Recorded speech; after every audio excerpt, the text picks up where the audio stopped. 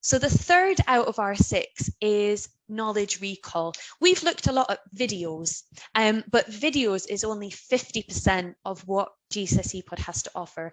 We have a huge amount of assessment, both low stakes and high stakes assessment, which the students can access. So we've already looked at some maths and some English, so let's tackle a little bit of a different subject. If we go down, we can maybe have a look at some history. So when you come across a topic that has this little icon, this diamond icon, that means that there is a check and challenge available. Now, a check and challenge is an online low stakes formative assessment.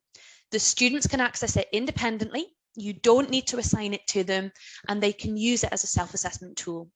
So if we look at this check and challenge, so this is on America, 1840 to 1895, and you can see that it will allow us to get straight into the assessment. No waiting for our teacher. Now, these assessments have all been built a little bit gamified. So as you can see, the scoring system is based on diamonds. And if I get a question wrong, rather than just telling me the right answer and moving on, this retrieval practice is very much a learning tool as well as a teaching tool, because the students are able to get feedback on why that was the incorrect answer and then actually have a second attempt. So every question has 2 attempts. If they get it right on their first attempt, they get 2 diamonds. Their second attempt, 1 diamond, and like I did there, if they get it wrong completely, they don't receive any diamonds. However, importantly, they do receive loads of very comprehensive feedback so they can learn from their mistakes.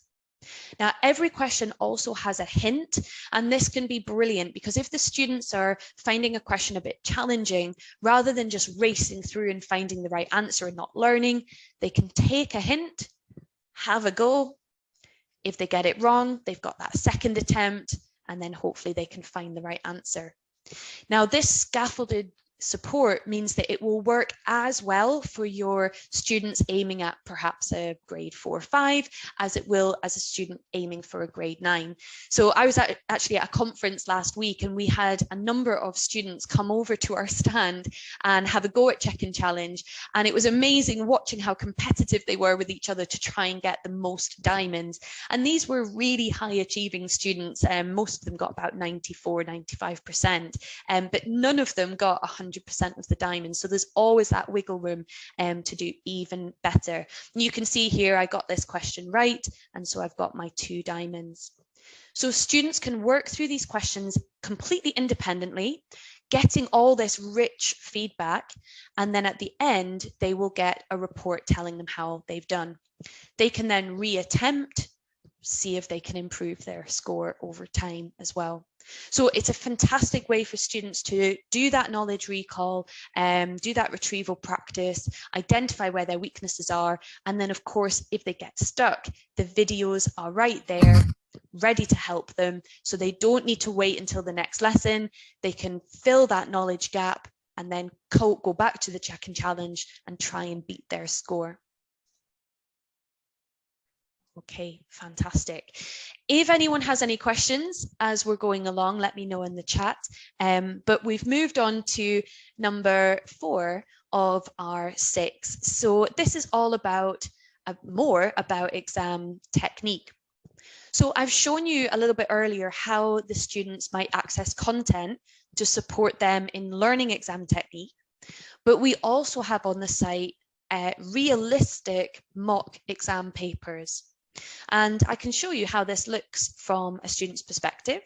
So if I have a student, I'm just seeing if I have one available. Let me refresh my page and get it to come up. Perfect. So here, go up a bit. Here we've got a number of what we call assignments, and assignments are designed to help students feed back to their teacher their knowledge, but they can also use them for exam practice. And this is where I'm going to jump over to the teacher site and show you exactly what's available. So for every single subject on the teacher website, there are practice exams that you can set for your students. These are set in the assess area and in assignments. So if we go to the ready-made section of the website and let's choose a subject, and we've done some history, we've done some maths, we've done some English. So let's try MFL, let's try Spanish. So an assignment is a little different to a check and challenge because it's set by the teacher. And that means you can use it as a formal assessment because you know the students have never seen the questions before. And there are two types. We've got end of topic. So these are quite short, maybe 7 or 8 questions. And then we've got exam style.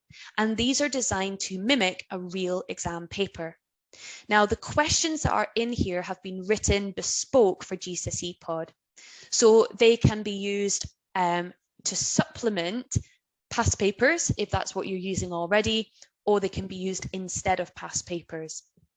Now, if I show you how this looks from the student's perspective, if there's any Spanish teachers out there, you will hopefully confirm that this is designed to mimic the exact experience that the students would have in the exam.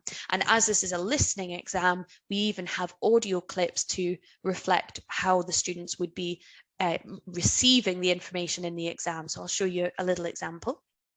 Perfecto. Pienso que va a llover mañana. Entonces sería una actividad ideal. Hoy preferiríamos explorar la naturaleza. There we go. So just like a real exam, we've got the audio clips. The students can then work their way through.